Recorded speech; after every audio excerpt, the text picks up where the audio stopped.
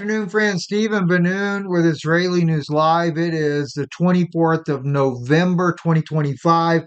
Going to be talking about a multitude of things here this afternoon, or late this evening, I should say. Starting with Ethan, we'll go into video that he just did. Amazing job he did articulating about Carrie Madej, what she's done, going into a lot of details. I'm going to get into that. I want to talk about Melaine Philips here.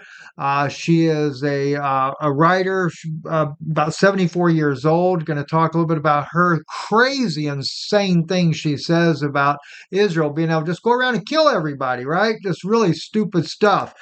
Can't miss Mike Huckabee either.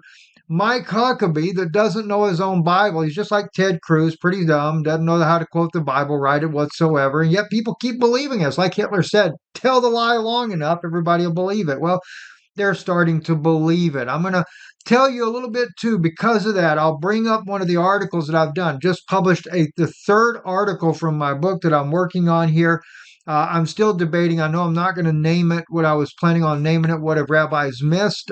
Because if I did, I got to also add all the pastors, Zionist Christians, and everything else, right? Because truly, we have got spiritual amnesia. Maybe that should be the name of the book, Spiritual Amnesia, right? I will bless those who bless you, what Genesis 12 really says. Going to get into that a little bit tonight as well. And this article here, very beautiful. And I want to really thank Charles Hodge on X there. Charles sends me some amazing reports here. We have more than a dozen Israeli soldiers that have spoke to ITV for what's going on, what they have witnessed, what they saw, the war crimes that took place while in Gaza. Going to break all that down there. Netanyahu and his strategy there. They're planning on a new strategy against Americans, against those that are not supporting Israel. Don't worry and listen. All you need to do is follow Jana's Substack, substack.com, Jana Satova, and I'll put the link in here for you. I'll share that with you too before we close out there. The Noahide laws, you need to get educated on that. That's part of her new book. She's got two books coming out. One is the brief guide, which is about 100 pages. That'll be coming out first of the year. You definitely want to see it. We're going to talk about Trump, his Venezuelan oil, just what I've been telling you the entire time. That's why they're going after all this, and also to control the narco dollars down there that are not going in the right direction. So let's get started back at the beginning. We'll also talk a little bit about LifeWave there. X39 there. This has been an amazing product, and we continue to get amazing reports from people, and I do want to share that with you before closing out tonight. Let me go back to Ethan though here. Right? This article, this here, The Many Lies of Carrie Madej. Ethan's ability to articulate is phenomenal, and he really lays out the case very well. He will go into it. This is part of the autopsy that you see right here, page 5 of 25. By the way, there were two pathologists that have that did this case here. Dr. Schultz was the main pathologist that actually did the work on my father-in-law there, determining it was a homicide. A second pathologist, Dr. Andrews, also concluded the same information that Dr. Schultz did. Both these pathologists are well renowned across the nation. More than 40 years of experience, Dr. Andrews, that is. Dr. Schultz, I think 35 years of experience. He was also a surgeon, very brilliant man, and both of them came to the same conclusion, homicide. And let me just play a little clip here of what Ethan has to say on that very subject there. So let me back it up just a little bit so I know I got into the right spot here. Listen in. Personally examining the body of my grandfather, and this was the conclusion that he came to. Cause of death, hemolytic anemia with multi-organ damage. That is him telling you the exact cause of death, culminating with terminal morphine administrations. And in other words, that's what happened. That's what it all culminated with. So this hemolytic anemia with multi-organ damage was due to the toxicities of inhaled hydrogen peroxide combined with intravenous hydrogen peroxide and intravenous ozone gas administration. Contributory complications of out-of-hospital person-to-person whole blood administration without type and cross-matching. This is a topic for another video that I will address in a future video. And then manner, homicide.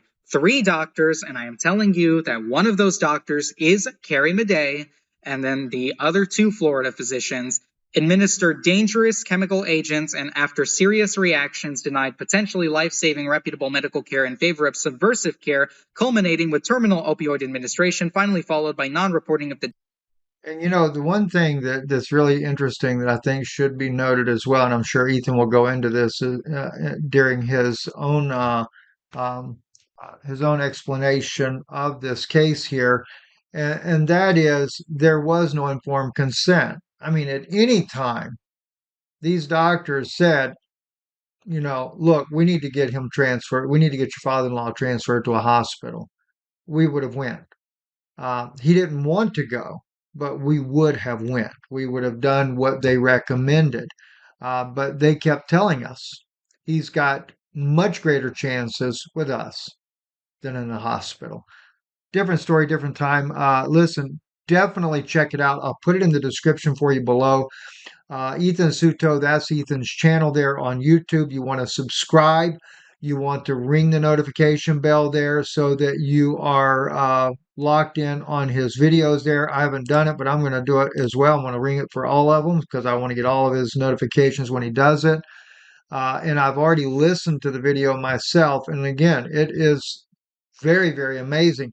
And some people, I will say this, some people they like to say, well, she just did an accident. Well, you just saw the pathologist said it's a homicide. It's not an accident. And he's going to play in here where Carrie is actually before Dr. Northrup and says in there to Dr. Northrup, oh, I use intravenous hydrogen peroxide. What's the dosage? 5 to 6 mils of hydrogen peroxide, 3% in a 500 distilled bag of saline, that is, right? Now, what does she come to our house? 21 mils, 2 months after making that recording with Dr. Northrup. And why is it Dr. Sherry Timpany isn't willing to step up? I mean, she wrote to me that it was the same thing as if someone murdered your father-in-law. That's just paraphrasing, but I'll share that with you guys later when me and my wife do a video on this. Anyway, check out Ethan's video. Very amazing. Let's go right here real quick to Melaine Philips. I want you to hear what Melaine has to say here. This is shocking. By the way, Melaine, let me show you a little bit who she is before we play this, right? Melaine she is a British public commentator. She began her career writing for The Guardian and The New Statesman during the 1990s. Critics claim that Phillips became increasingly associated with the right-wing politics and the far right, and her work has been linked by some commentators to the so-called Eurobia theory, and something I'm not familiar with. I haven't had a chance to look that up yet. And it currently writes The Times, The Jerusalem Post, and The Jewish Chronicle. She is a supporter of disputed these characters. Well, I won't go into all this right here. But anyway, she is very well known. She's 74 years old, and, she lives in London, England.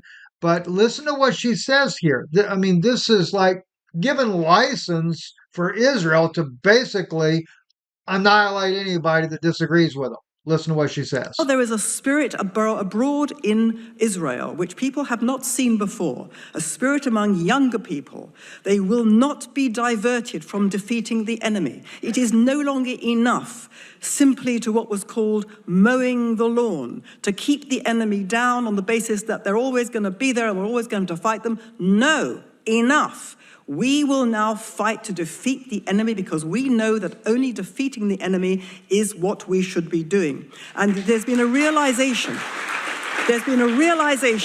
that this idea of mowing the lawn, this idea of not going too far, this idea of doing what the world expects us to do, that is galut mentality. That is diaspora mentality. That is trying to please and appease the world. But the world we now understand from what we've been living through and are still living through. The world cannot be appeased. It has to be fought. It has been described, and I think most wonderfully, as a move from Talmud to Tanakh, by which I mean this: the Talmud, that collection of rabbinical ordinances which justifiably can be said to have kept the Jewish people alive since their exile from the land of Israel, is very much a diaspora mentality. It is a mentality which looks inward, which says we are up against a world which hates us, we have to protect ourselves. The Tanakh is full of stories of the Jewish people of antiquity fighting real battles, killing real people in defense of their nation and their people and their faith. And that is what has to be done. And I see that what we are seeing now in this war that has been fought is the resurrection of the Tanakh Jew, the return of the heroic Davidic warrior. Now, to me, no, it's not a heroic Davidic warrior. I just published an article on patreon.com as part of the series in the book that I'm writing right now, and it is about Psalm 83. You definitely want to read that article there. It's about 10 pages long. I don't write short articles, but it's in depth. And I go into what Psalm 83 really is, and that in the killing of Israel is not this Khazarian mafia that's going around slaughtering Christians in the Middle East there, but it is a true killing of those true Semitic Israelites that are Palestinians, Christian Syrians, Christian Lebanese, and even some Muslim Lebanese as well, also in other countries.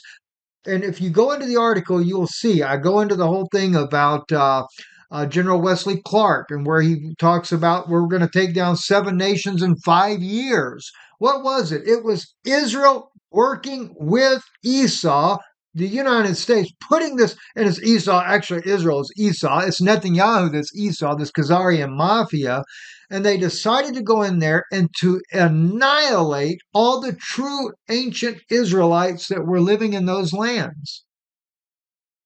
Wait till I go into all of these, including the book of Acts. It shows the house of Israel. You know, a lot of Zionist Christians are really in the mindset that they're the house of Israel and that's why they're joined at the hip to the state of Israel. But that's not the way it is. The house of Israel came home 2,000 years ago. We know this because, one, Jesus said to his apostles, go only into the way of the lost sheep of the house of Israel. And then on the day of Pentecost, we find, because you got to remember, first, God had to deal with Judah first, and then he would deal with Israel, or the house of Israel, or Ephraim, as it's called many times, right? The 2 sticks that you see over in Ezekiel, right? I believe I get that right. But anyway, the 2 sticks that are bound together, right? They're both the house of Israel and the house of Judah. They got to be bound together. That was done on the day of Pentecost. See, Judah was represented of the 120 in the upper room. Of course, it wasn't just all Judites either there. Well, they were Judites because they were all born in the land of Israel at that time, or the ancient day land of Judea is what it was. It's not Jews. Jews is a term that came along many, many centuries later. It's Judeans. But then we also had the remnants of the house of Israel, according to Peter, Acts chapter 2, verse 36, be it known unto you, O house of Israel. They were Judeans too by ancestry, but they had been sent abroad, living in all the lands from around, from Arabia to Rome to the Middle East, to Syria, to Iran, Yemen, you name it, they came from everywhere. So that was already fulfilled. Okay. And so I'm writing extensively, trying to go very rapidly to put this book together. I've got the information. I've been working on it for 2 years, but now I'm putting it together for you to be able to read and to get educated on this, right? So let's move forward though, right? Now, we're going to go into Mike Huckabee, what he has to say here. He's like Ted Cruz. He can't get the Bible quoted correctly, but let's listen to what he says. I get asked all the time because I'm a Christian, and they say, well, why are you so supportive of the Jewish people? I said, you can be Jewish. You don't have to have anything to do with Christians, but you can't be a Christian and not understand that your entire faith is built on the foundation of Judaism. So for Christians, we look at this as an obligation, a moral debt that we must repay. And therefore, I don't understand anyone who says, I'm a Christian, but I don't really want to support the Jews. Well, how can you do that? But it is not the view of those of us who are what I would call biblical believers that accept that what the scripture says about the Jewish people. In Genesis 12, those who bless Israel will be blessed. Those who curse Israel will be cursed. It gets pretty simple. I say there's a miracle every day in this country. All right. Now, let me just show you something. I want to just see if it even shows it on there when he's talking. Let me just see, because I can see they show Genesis 12 right here. Genesis lesson 12. Oh, why is it lesson 12? Where's chapter? Ah, oh my gosh. I have a feeling they got a Talmudic version there, right? Because it says here from a Greek word meaning beginning. This word, I gotta look and see where the heck this is even coming from. Maybe it's that 365 Bible or something, you know. But let me just let's correct him for one. It doesn't say whoever blesses Israel, God will bless. It doesn't say that. It doesn't say it, Mike. It doesn't say it, Ted Cruz.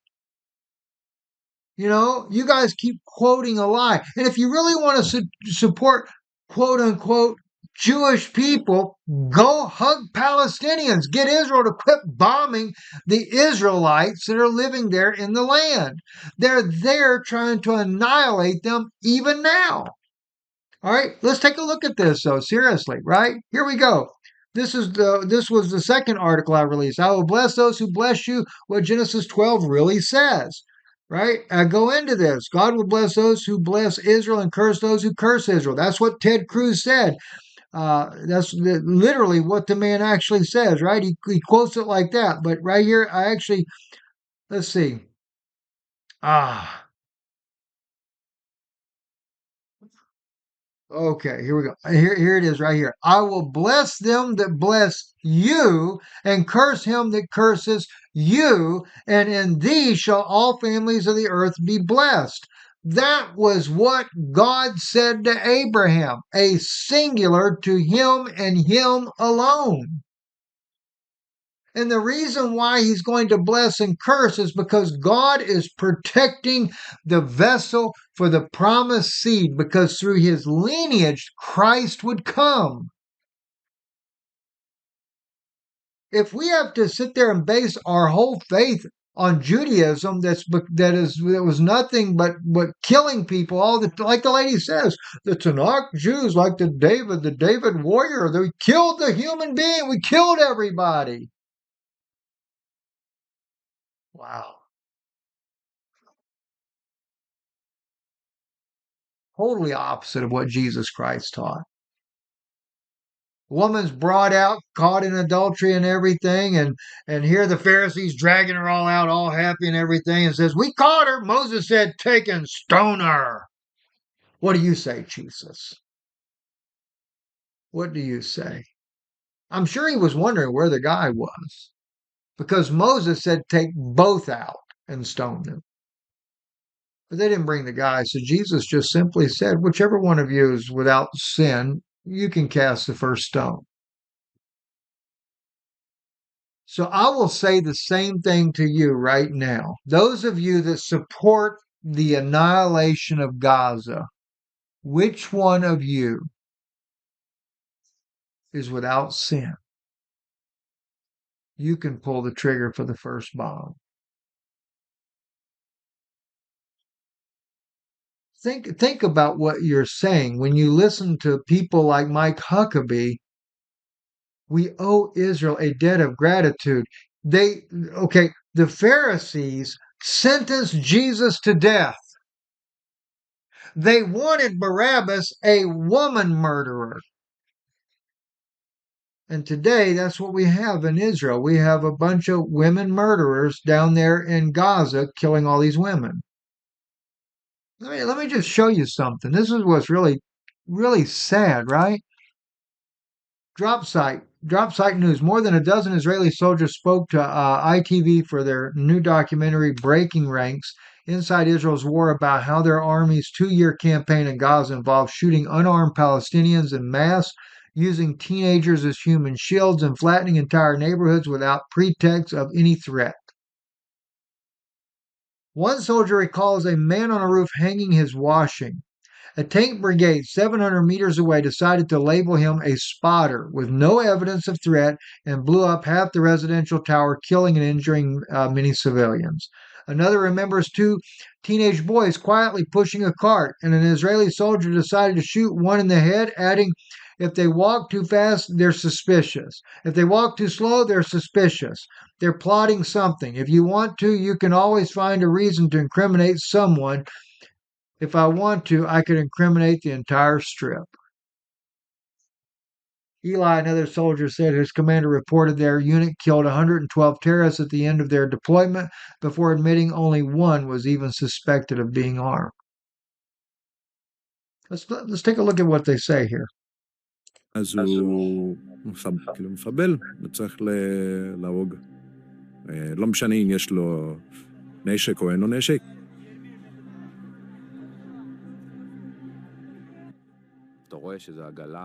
We saw two teenagers pushing some sort of cart. The first shot fired was directly at the head. The first shot fired was, okay.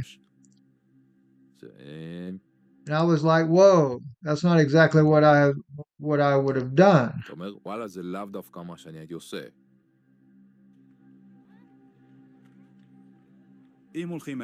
If they're walking too fast, they're suspicious. If they're walking too slow, they're suspicious. They're plotting something. If three men are walking and one of them lags behind, if two to one infantry formation, it's a military formation. I didn't shoot any unarmed Palestinians myself, but I did see happen with my own eyes. אבל זה קורה, כאילו, רואה בעיניי. אין נשק. אין נשק. Were they armed? They weren't armed. If you want to shoot without restraint, you can. One time there was a building that was being used for humanitarian, purposes. One of the commanders really wanted to target this building. But we told him very clearly, mate, this building is off limits.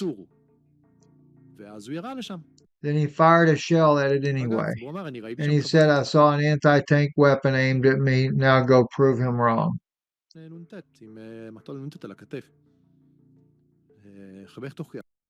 You see what I'm saying?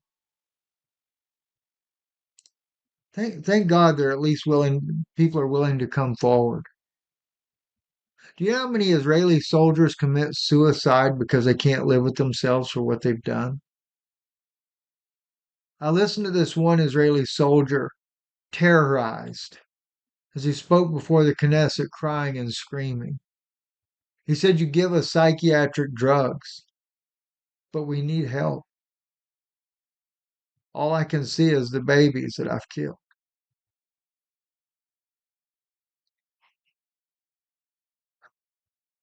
And you justify it. When I say you justify, I'm talking about you, Mr. Mike Huckabee. I'm talking about you, Melaine Philips. This is okay. Speaking of interference in American affairs, what do you call this? The press news puts out this here, what Netanyahu says. This is them getting more justification in America to make sure that you keep agreeing to kill more people around the Middle East. Listen to what Netanyahu says. Christian influencers. Okay. He said, we talked about the woke right. And he said, I call it the woke Reich. That's a brilliant observation. The woke Reich, because these people, you know, they're not any different from the woke left. I mean, they're insane. They're loonies. But they're actually meeting on some of the things. And what we have to do is we have to secure that part of the base of our support in the United States. That is being challenged systematically. A lot of this is done with money. Money of NGOs, vast. Money of governments, vaster. No, Netanyahu is not money of governments. It's not money of NGOs. It's people waking up, recognizing that you are leading a terrorist campaign. Okay. We have to fight back. How do we fight back? Our influencers. I think you should also talk to them if you have a chance.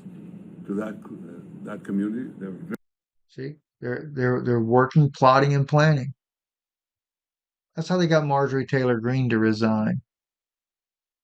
Poor Marjorie didn't take a dime of AIPAC money. Then Trump talked about wanting to hang her. I mean, our country has really gone to you know what? Really, really bad. I'll put the links to this so you can hear the full things that he says there. But he talks about throwing money in behind it and going on social media and conquering it. And they're going like crazy to stay on top of social media. Switching over to another part real quick, I want to bring up though. This was remember when I told you Venezuela, right? We got them all down there. They're talking about getting ready to take over. We got all the different troops, everything in the Middle East there, or something not Middle East, but Venezuela, off the coast there, off the coast of Mexico and stuff like that. They want to take down Nicolas Maduro. But let me remind you, I told you, one, Trump wants to get control of that narco money that's coming out of there because they were getting the drugs in here and they weren't paying the politicians like they're supposed to. But it was also about getting the gas, right? Watch what he says right here. How about we're buying oil from Venezuela? When I left, Venezuela was ready to collapse. We would have taken it over. We would have gotten all that oil. It would have been right next door. But now we're buying oil from Venezuela, so we're making a dictator very rich. Can you believe this? Nobody can believe it. You know where the oil, their oil is garbage. It's horrible. The worst you can get, tar. It's like tar. And to refine it, you need special plants. And these people, how about we're buying oil from Venezuela? Yeah. Oh, he loved it when he's talking about we buying it from Venezuela and we would have got it for free. But then he downplays it, because we have to buy it. He's going to take it, is what he's going to do. It's really a crying shame. So, anyway, want to real quick mention to you guys LifeWave, and I haven't talked about this in quite some time. We've been using the product now for 2 years. Lifewave.com/Bennun. I'll put that in the description below for you. The product is really, really amazing. If it wasn't for wearing this patch here, uh, I don't know where I'd be right now. I have nearly become completely drug free. Um, I'm able to run. I'm able to lift heavy things now. I don't have the issues of severe pain in my back as I used to have. I have normalized blood pressure where I had early hypertension already. I have a normal heart rate, which I never had in my entire life. Always had 90 plus beats a minute. Normally around 95 beats a minute was my average heart rate. I have a 75 heart rate now. I have a 120 over 75 blood pressure now. I was actually running between 160 to about 90 was what I was running as I started getting older, especially when I got close to 60. I had a collapsed bowel. I've had that diagnosed for years, and probably 15 years I was diagnosed with collapsed colon, I should say. And that resolved. No more collapsed colon any longer. And that's just myself. And over and over, I keep constantly, especially people that have stuck this out for more than a year, they give me amazing testimonies. So I just want to encourage you. You can go on there. If you want to do it as a business, you can, but you don't have to. I just want to encourage you to try this out. But when I say try it out, listen, dedicate a year. Really give yourself, become a preferred customer. You can get the X39. I really encourage you to get two products myself, X39 and Eon. That's my two favorite patches. Some people like the X39, X49 combo, that performance bundle. That's really good if you're dealing with heart related issues, things like that. You want to rebuild your vascular system. I think that's a great pair to use there. Just does wonders there. But when you're wearing X39 and you're wearing Eon, Eon is great for inflammation, lowering the cortisol levels in your body. I just think they're marvelous. And X39 is if you're a preferred customer, it's $99 a month, and it's like half that price, roughly around there. I think $69 for the Eon. And check it out, do it. Now if you're doing it for more than one person in your family, then you might want to consider being just a brand partner. mainly because you can get packages that carry more patches when you order it. It's not like you're going to pay some kind of price or anything like that. So, and you know, and I'm not going to go into all that with you because I'm not here to try to sell you on being a brand partner. But if you want to do that, when you choose a price on there, the only difference is you get the product for what you're paying for. So the only reason I would even recommend that, let's say if you went with advanced, that's because you're wanting to order patches for you and your wife and that first time around, because that's a one-time charge, you know, but you're going to get that product for it. So if you did choose that, just to give you a hypothetical example there, you would automatically get 6 packages of X39. Now you could close that out and customize it. Say you want to do 4X39 and 4 Eon. I believe that's how that would work out. You could do four of each, and which is 8 packages altogether, but it's because the Eon is cheaper. And then that way you got enough for you and your wife, and maybe even a friend. You know, because you get four, it'd be like enough for 4 months. So it's something to think about. But anyway, if there's anything I can do to help you, you can also email me at Stephen Benoon at gmail.com, my name, and that's an easy way to reach out to me.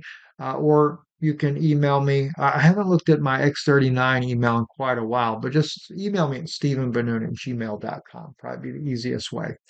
Thank you for listening, and we appreciate you so much. God bless you. Become a Patreon. And also, to I mentioned Jana's Substack. Let me just quickly take you to that real quick. Here we go. That's her Substack right there. It's under Jana's maiden name, as she writes in our married name, but the way the link goes for her Substack is substack.com it's got a forward slash at Jana Satova. That's her Substack right there. And Jana writes tremendous number of articles. She's got a lot of them free. She's got a lot of those on the Noahide laws as part of her book. The book's more in depth than what she publishes, but still you're getting those sneak peeks inside of her book that she's writing. And like I said, the first book is coming out here the first of the year. She's finished writing it, but she's doing the edits on it right now, putting those last finishing touches on it. So I think that'll really be a blessing for you to see that there. Um, but I think it's $7 a month, if I'm not mistaken, if you want to be a paid partner of hers. You can join for free. There's a lot of people that do. But if you really want to see that stuff about Noahide laws, I encourage you. It helps support the work she's doing. Thank you for listening, and God bless you.